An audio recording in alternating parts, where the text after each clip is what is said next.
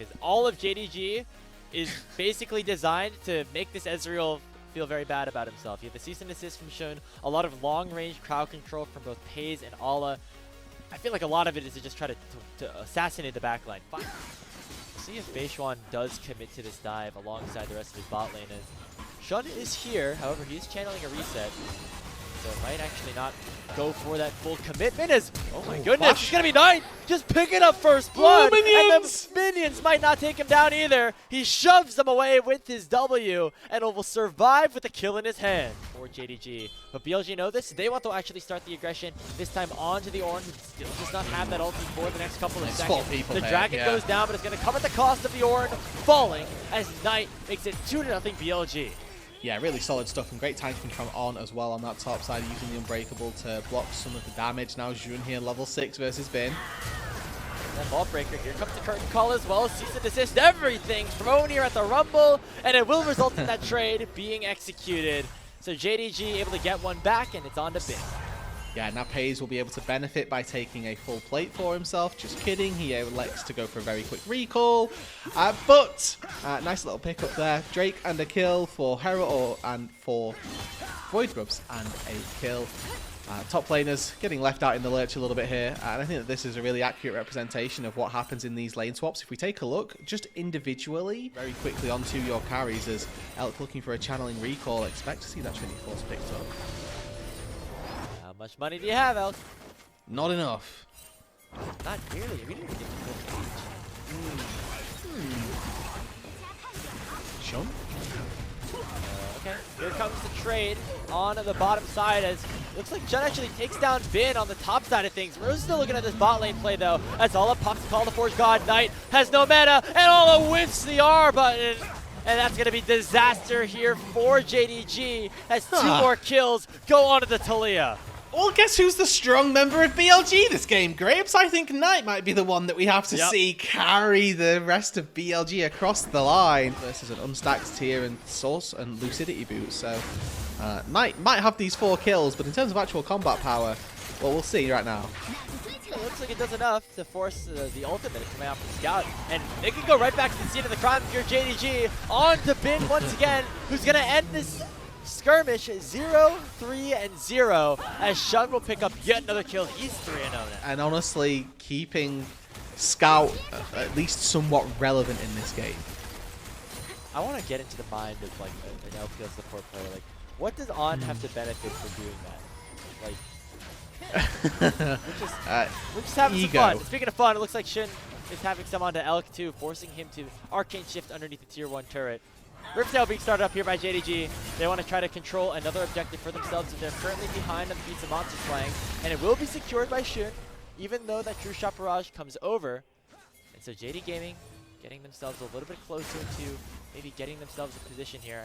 I want to correct myself. It actually already is the feat of strength being collected by BLG. But as I say that, JDG still in a position to try to take over this game as Knight the 4-0 Talia will go down. The Scout finds the mark and forces Beishwan to go and flash away. He's now stuck in a really bad position as Shun's going to pin a kill number 4. And now on the bot side of things, it's been getting targeted. JD Gaming winning on both sides of the map. And just destroying BLG with no response at all. Knight gets taken down, Beishwan unable to do anything. They look at the bot side, Bin's getting collapsed on for the 4th time this game. And what's Elk and On doing? They didn't take the turret mid lane, they weren't really able to push anything out. Which lock yourselves automatic bursts into the postseason. You see that dragon now spawning up, and it looks like BLG want to start the fight. They land the Glacier Prison only on the Shun though, and Missing goes in to try to stall things out. Shun looking for Elk, but he's able to arcane shift away. The Searing Charge finds 2, and JDG and Scout are looking to pop off here. Equalizer comes over the top, all unable to find anything as it gets blocked by the Unbreakable of On, but it's still going to be Beishwan in a terrible position, and BLG on the run as the dragon will go JDG's way. So 1 for 1 here, all told for BLG. They'll probably be happy that they find a kill and don't lose out on really anybody other than Beishwan. Picking up Missing there, taking that kill. They don't really claim any of the shutdowns either, so it's still JDG coming away with the advantage in that by, you know, marked international success for JDG. For BLG, not quite that same success. But these are your heavyweight titans of the LPL from previous years going head-to-head. They've not found that same success this year, but they need to here.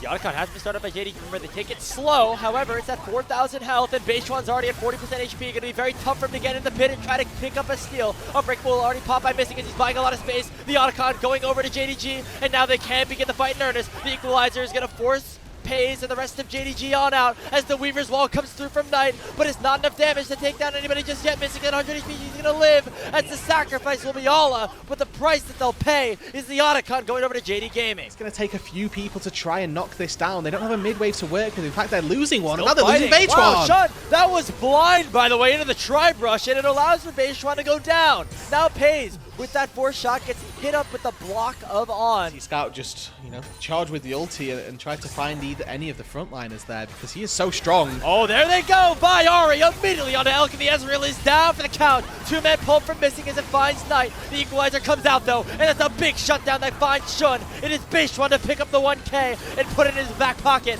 but the rest of the fight is going to go JD Gaming's way. Scout and Pays pop off, and it's Bin and Knight still on the run. Seismic shove finds onto missing, but the curtain call has been opened up. Weaver's Wall will be able to get Knight away after popping the Seraph shield, and JDG are going to pick up this mid-tier 2 and go right back to try to claim this Infernal Soul point. Really, that 1,000 gold off of Jun's head, and the Dragon will go down as well. True Shot Barrage is going to be too early. The rest of JDG, I'm happy with where they are at the minute.